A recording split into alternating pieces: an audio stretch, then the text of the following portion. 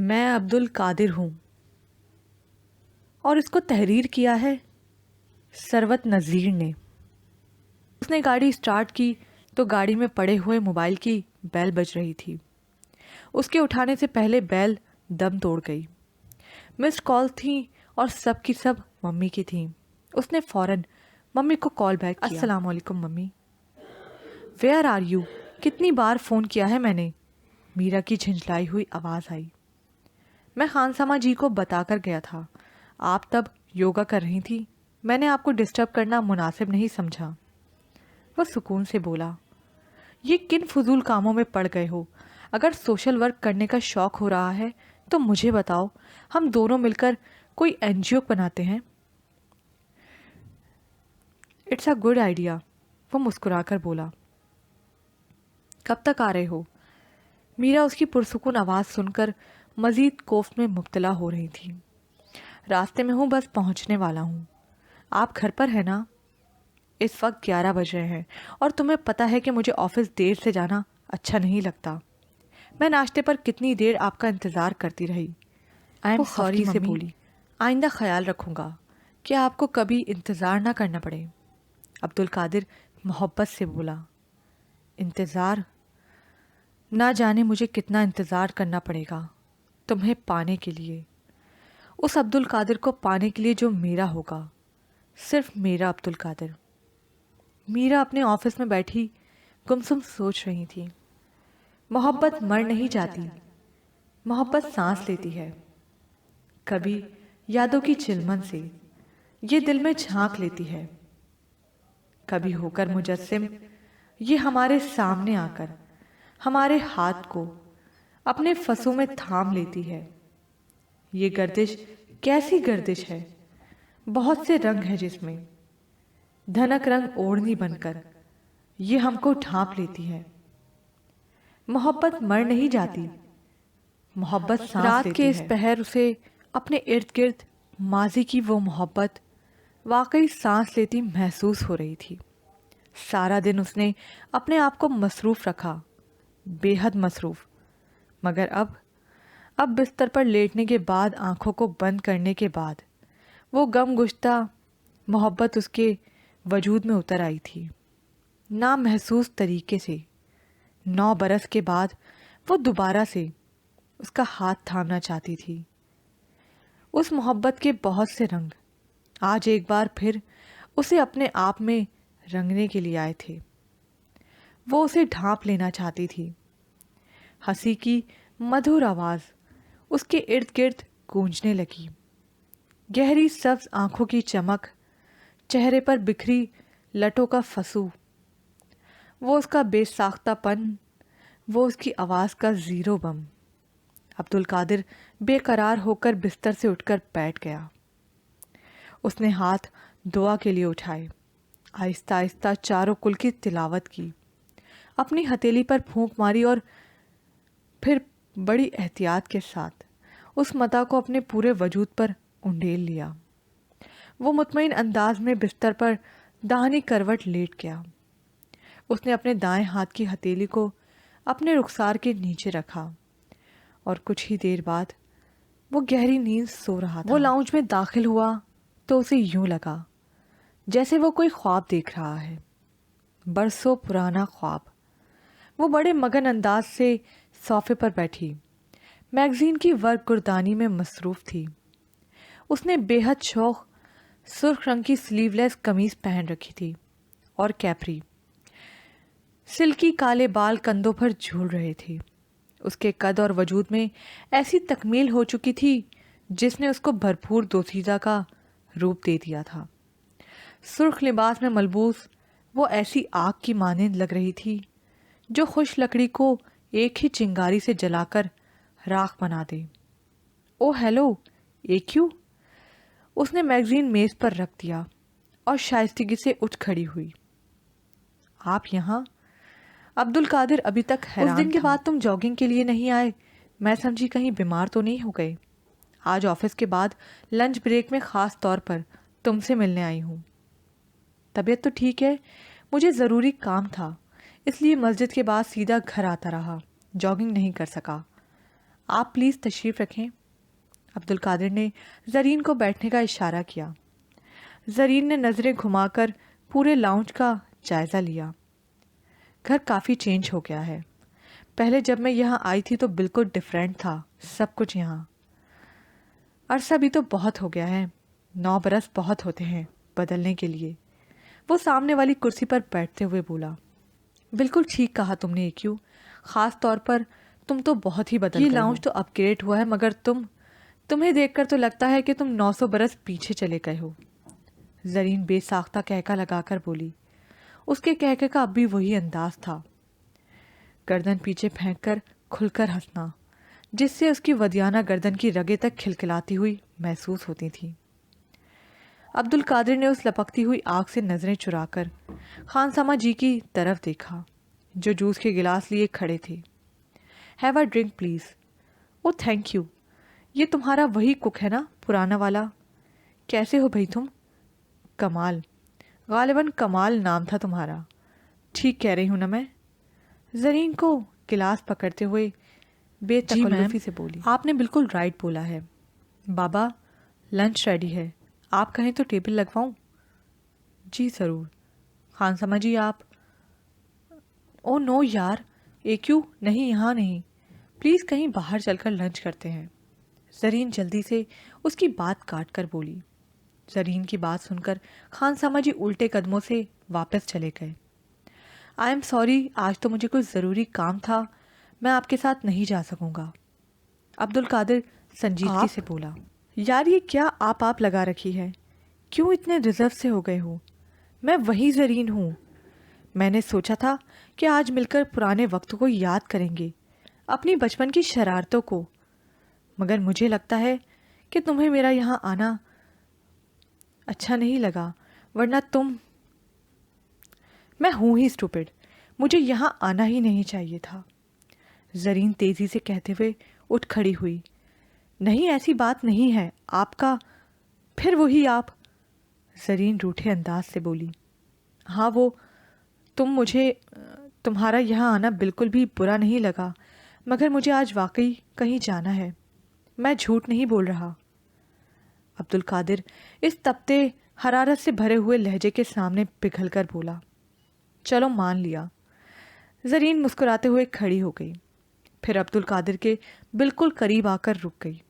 اس کا قد اب اتنا ہو گیا تھا کہ وہ بغیر ایڑیوں کو اچکائے عبد القادر کی آنکھوں میں آنکھیں ڈال کر بات کر سکے۔ آج اس نے اپنی گہری سبز آنکھوں کے گرد کاجل کا حاشیہ کھینچ رکھا تھا، جیسے کوئی سبز پانی کو سیاہ پیالے میں مقید کر دے۔ عبد القادر کو آگ کی لپیٹیں اپنی طرف بڑھتی ہوئی محسوس ہوئیں۔ پرسوں رات 8 بجے کیفے ذوق میں تمہارا انتظار کروں گی، از اٹ کلیئر؟ وہ اس کے بے حد قریب حکمیہ انداز سے بولی۔ وہی پرانا انداز، مگر نو اگر مگر، اب پرسوں ملاقات ہوگی، میں تمہارا انتظار کروں گی۔ یہ کہہ کر وہ مسکراتے ہوئے تیز قدم چلتی کمرے سے باہر نکل گئی۔ عبد القادر کو اپنے پورے وجود سے دھواں سا نکلتا محسوس ہوا۔ دبی ہوئی راکھ میں سے وہ گاڑی میں بیٹھی ہوا دھواں غصے سے نمبر ملا رہی تھی۔ ذلیل عورت، صبح اٹھ کر میرا ستیہ ناش ہو گیا، اس سے اتنا نہیں ہوا کہ مجھے فون کر کے انفارم کر دے۔ بڑبڑاہٹ میں تلخی اور بے پناہ حقارت تھی۔ اس نے جھٹکے سے گاڑی سٹارٹ کی۔ تم گھر گئی تھی؟ دوسری طرف میرا کی غصے بھری آواز زرین تک پہنچتی۔ تم میری مرضی اور میرے پلان سے ہٹ کر کچھ نہیں کرو گی، یہی طے ہوا تھا۔ تمہاری اس جلد بازی سے کام خراب بھی ہو سکتا ہے۔ آپ فکر نہ کریں، ایڈیٹ نہیں ہوں میں، مجھے اچھی طرح معلوم ہے کہ مجھے کیا کرنا ہے۔ مجھے سب کچھ میری مرضی سے کرنے دیں، نتیجہ آپ کی مرضی کا نکلے گا۔ زرین وسوخ سے بولی۔ دیکھو، اگر کوئی گڑبڑ ہوئی تو اپنے نقصان کی تم خود ذمہ دار ہوگی، میں تمہیں پھوٹی کوڑی نہیں دوں گی، اور نہ ہی کینیڈا کا۔ ٹھیک ہے، میں بہت اچھی طرح جانتی ہوں مجھے کیا کرنا ہے، زرین نے جلدی سے کہا اور فون آف کر دیا۔ اشارے پر رک کر اس نے بیک ویو مرر کو اپنے چہرے پر سیٹ کیا۔ وہ تنقیدی نگاہوں سے اپنے چہرے کا جائزہ لے رہی تھی۔ بہترین میک اپ اور مالی آسودگی نے اس کے بدحالی کے نشانات اس کے سراپے سے مٹا دیے تھے۔ سبز آنکھوں کی چمک لوٹ آئی تھی۔ وہ چند سیکنڈ توصیفی نظروں سے خود کو سراہتی رہی۔ اس کی نظر برابر رکی ہوئی گاڑی پر پڑی۔ اس میں بیٹھا لڑکا پراشتیاق نظروں سے اسے دیکھ رہا تھا۔ زرین کو اپنی جانب متوجہ پا کر اس نے آنکھ دبا کر پذیرائی کا اظہار کیا۔ زرین کے ہونٹوں پر مسکراہٹ رینگ گئی۔ نہ جانے کتنی جگہوں پر رک کر اس نے راستہ پوچھا۔ یہاں سے دائیں ہاتھ ہو کر گول چکر آئے گا، اس راؤنڈ اباؤٹ کے سامنے پہلی گلی، وہاں سے پوچھ لیں۔ اس پہلی گلی میں پہنچ کر پتہ چلا کہ یہ دوسرا راؤنڈ اباؤٹ ہے۔ اسے پہلے راؤنڈ اباؤٹ کی پہلی گلی میں جانا تھا۔ بہرحال پوچھتے پوچھاتے وہ 2 گھنٹے کی تلاش بسیار کے بعد اس گلی کے سرے پر پہنچا جہاں پر اس کا مطلوبہ گھر تھا۔ یہ علاقہ اور یہاں کی گلیاں ایسی ہی تھیں جیسی گنجان آباد سستے علاقوں کی ہوتی ہیں، جہاں شعور اور آگہی اور جہالت ساتھ ساتھ نے گاڑی گلی کے شروع میں روک لی اور لاک کر کے سامان کا بیگ اس میں سے نکال لیا۔ وہ اپنے گرد و پیش پر نظر ڈالتے ہوئے آگے بڑھ رہا تھا۔ یہ پرانے طرز کا محلہ نما علاقہ جہاں پر ایسے گھر تھے جن کے سامنے 2 پٹ والے دروازے ہوتے تھے اور ان دروازوں کے آگے پھولدار پردے لٹکا دیے جاتے تھے۔ گلی کی سڑک اینٹوں کی بنی ہوئی تھی اور انتہائی ناہموار تھی۔ بچے گلی میں پلاسٹک کی کرسی کو بطور وکٹ رکھ کر کرکٹ کھیل رہے تھے۔ وہ ان کے پاس سے گزرا تو سب ٹھنک کر اس کو دیکھنے لگے۔ عبد القادر نہیں جانتا تھا کہ ان محلوں میں رہنے والے ایک دوسرے کے مہمانوں کو بھی بہت اچھی طرح پہچانتے ہیں۔ وہ بچوں کا کھیل کو روک کر اپنی طرف متوجہ ہونے کو بہت حیرت سے محسوس کر رہا تھا۔ کہاں جانا ہے آپ کو؟ ایک سانولے سے رنگ کا لڑکا پوچھنے لگا۔ مجھے مولوی صاحب کے گھر جانا ہے۔ او اچھا اچھا، وہ مولوی صاحب جن کا چھوٹا بیٹا باہر ہوتا ہے۔ وہ لڑکا بڑے مدبر انداز میں بولا۔ آئیں جی آئیں، میں آپ کو لے چلتا ہوں۔ اس لڑکے نے فوراً اپنی خدمات پیش کر دی۔ بیٹ ساتھ والے لڑکے کو پکڑایا اور عبد القادر کے آگے چلنے لگا۔ چند پیچدار گلیاں گزرنے کے بعد وہ ایک گہرے سبز رنگ کے دروازے کے سامنے کھڑے تھے۔ اس گھر کے دروازے کے آگے کوئی پردہ نہیں تھا۔ مولوی صاحب کے 4 بیٹے ہیں۔ 5 سال پہلے آپا جی مولوی صاحب کی بیگم ان کا انتقال ہو گیا تھا۔ تب تینوں بیٹے آئے تھے اپنے باپ سے ملنے، مگر وہ جو ان کا سب سے چھوٹا بیٹا ہے نا، وہ باہر ہوتا ہے، وہ تب بھی نہیں آیا۔ کوئی 12-13 سال ہو گئے ہیں جی اس کو گئے ہوئے۔ میری اماں بتاتی ہیں کہ میری پیدائش سے پہلے کا باہر گیا ہوا ہے، کبھی ملنے نہیں آیا۔ آپا جی مولوی صاحب کی بیگم اس کی یاد میں روتی روتی مر گئی۔ میری اماں بتاتی ہیں کہ مولوی صاحب نے اس کو گھر سے نکال دیا تھا، بڑا لفنگا بدمعاش تھا۔ اس نوعمر لڑکے کے منہ سے اتنی پختہ باتیں سن کر عبد القادر حیران تھا۔ بہرحال ان 2 گلیوں کے سفر میں وہ فیض اور مولوی صاحب کے 12 سالوں کا مختصر احوال کچھ دیر کے بعد ایک نحیف و نزدار وجود نے دروازہ کھول دیا۔ سفید شلوار قمیض پر کالی واسکٹ پہن رکھی تھی، سفید داڑھی، سفید جالی دار ٹوپی۔ مولوی صاحب نے اینک کو آگے پیچھے کیا اور عبد القادر کو پہچاننے کی کوشش کی۔ معاف کرنا بیٹا، میں نے پہچانا نہیں آپ کو، وہ جھجکتے ہوئے بولے۔ میں عبد القادر ہوں، انگلینڈ سے آیا ہوں، فیض کا دوست ہوں۔ مولوی صاحب کچھ دیر حیرت سے اسے دیکھتے رہے۔ آنکھوں میں اتنی بے یقینی کی کیفیت تھی کہ وہ الجھن میں مبتلا ہو گیا۔ آپ فیض کے دوست ہیں؟ مولوی صاحب نے دوبارہ اس سے پوچھا، گویا انہوں نے جو سنا تھا وہ غلط تھا۔ جی، وہ ابھی تک دروازے کے باہر کھڑا تھا۔ وہ نوعمر لڑکا بھی معلومات میں اضافے کے لیے وہیں کھڑا تھا۔ بہت شکریہ بیٹے تمہارا، مولوی صاحب نے بچے کے سر پر ہاتھ پھیرا۔ وہ جانے کا اشارہ سمجھ کر بھاگتا ہوا وہاں سے غائب ہو گیا۔ آؤ بیٹا اندر آؤ۔ عبد القادر نے اندر کی جانب قدم بڑھائے۔ یہ ایک مختصر سا گھر تھا۔ چھوٹے سے صحن کے سامنے 2 کمرے تھے اور ان 2 کمروں کے آگے برآمدہ. برآمدے کے سامنے صحن تھا جہاں پر ایک بلند و بالا درخت تھا. نہ جانے کس کا درخت تھا مگر بہت گھنا تھا.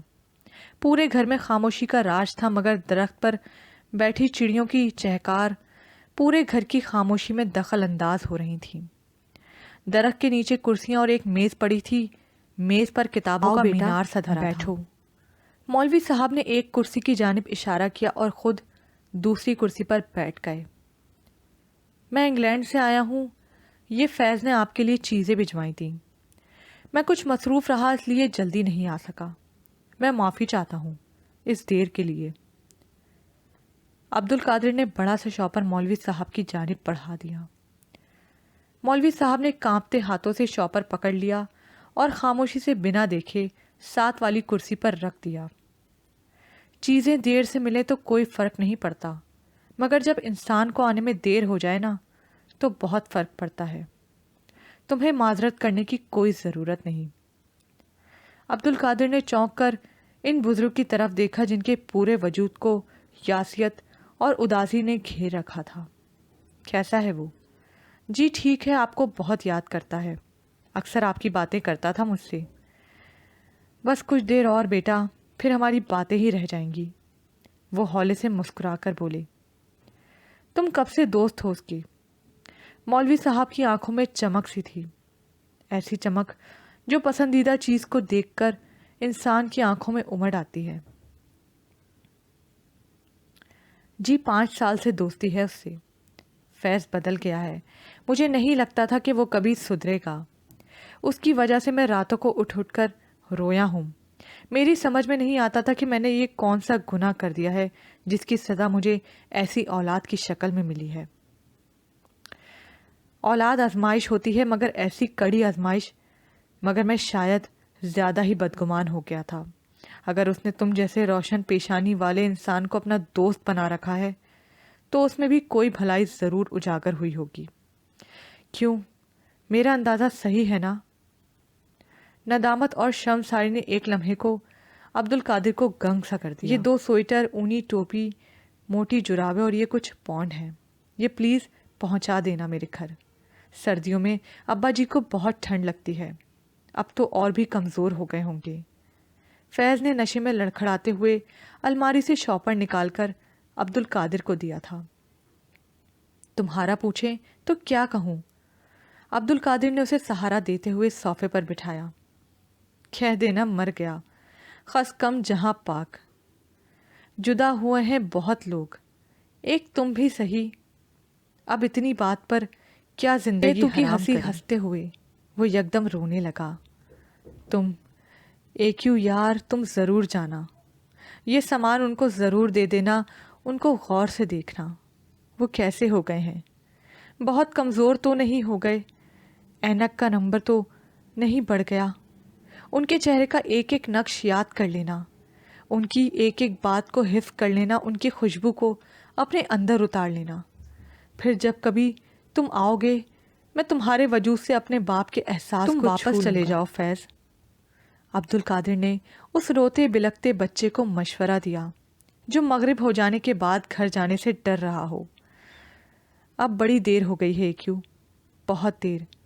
عمر کے اس حصے میں پھر اپنے باپ کے بوڑھے وجود کو زخمی کرنے چلا جاؤں؟ نہیں، اب نہیں. مگر پلیز میری التجا ہے کیوں، تم ضرور جانا.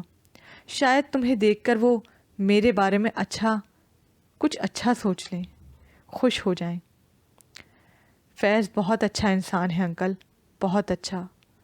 عبد القادر گھٹی ہوئی آواز میں بولا. تم کہتے ہو تو مان لیتا ہوں. اگر کوئی آ کر مجھے یہ اطلاع دیتا تو شاید مجھے کبھی یقین نہیں آتا. مگر تمہاری بات پر یقین کرنے کو دل چاہتا ہے. عبد القادر نے رسٹ واچ پر نگاہ ڈالی. مغرب ہونے والی تھی اور اسے واپس جانا تھا. وہ اس علاقے سے ڈیفینس تک واپسی کا حساب لگا رہا تھا اور کچھ یہاں پر بیٹھے بیٹھے اسے اپنا سانس رکتا سا محسوس ہو رہا تھا. میں نے تمہیں چائے وائے تو پوچھی ہی نہیں. مولوی صاحب خفت سے بولے. نہیں انکل، اس کی ضرورت نہیں ہے. مجھے ذرا جلدی ہے. ابھی تو میں تم سے کچھ پوچھ بھی نہیں سکا فیض کے بارے میں۔ وہ بے قراری سے بولے، جی میں پھر کبھی آ جاؤں گا، مجھے کسی سے ضروری ملنے جانا ہے۔ عبد القادر بے سوچے سمجھے بولا، ٹھیک ہے، پھر میں تمہیں نہیں روکتا، کسی کو انتظار نہیں کروانا چاہیے۔ میں جانتا ہوں انتظار کا کرب کیا ہوتا ہے، اس کی اذیت کتنی تکلیف دہ ہوتی ہے۔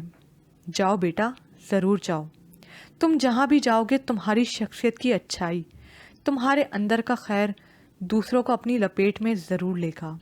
میں مانتا ہوں میرا فیض بھی تمہارے باطن کی نیکیوں سے ضرور فیض یاب ہوا ہوگا۔ وہ اٹھ کھڑا ہوا۔ مولوی صاحب دروازے تک اسے چھوڑنے آئے۔ انہوں نے بڑی محبت سے اپنے ریشے زدہ ہاتھ کو عبد القادر کے چہرے پر پھیرا۔ اللہ تعالیٰ تمہیں اپنی امان میں رکھے۔ عبد القادر بڑی اذیت سے وہ گلیاں عبور کر کے گاڑی تک جا رہا تھا۔ مگر مجھے کس سے ملنے جانا ہے؟ مجھے ایسے نہیں کہنا چاہیے تھا، اگرچہ میں وہاں زیادہ دیر نہیں رکنا چاہتا تھا، مگر جھوٹ بولنے کی کیا ضرورت تھی؟ اس نے گاڑی کا دروازہ کھولا تو اچانک اس کے دماغ کا دروازہ کھل گیا۔ پرسوں رات 8 بجے کیفے ذوق، اور اب پرسوں شام کا اندھیرا رات میں ڈھل رہا تھا۔ اس نے قریبی مسجد میں مغرب کی نماز ادا کی۔ مسجد سے باہر نکلتے ہوئے وہ فیصلہ کر چکا تھا۔ اس نے اپنے سراپے پر نگاہ ڈالی۔ اس نے سادہ شلوار قمیض پہن رکھی تھی، سیاہ لیدر کی جیکٹ، سر پر ٹوپی اور سیاہ لیدر کے شوز۔ ٹھیک ہے، ایسے ہی ٹھیک ہے۔ اس نے مطمئن انداز سے خود کلامی کی اور گاڑی کو لاہور کی سڑکوں کے حوالے کر دیا۔ یہ پارٹ اختتام کو پہنچا۔ مزید پارٹ سننے کے لیے اردو ناول زبر پرائڈ کو لائک کیجیے، سبسکرائب کیجیے، شیئر کیجیے، کمنٹ کرنا مت بھولیے گا۔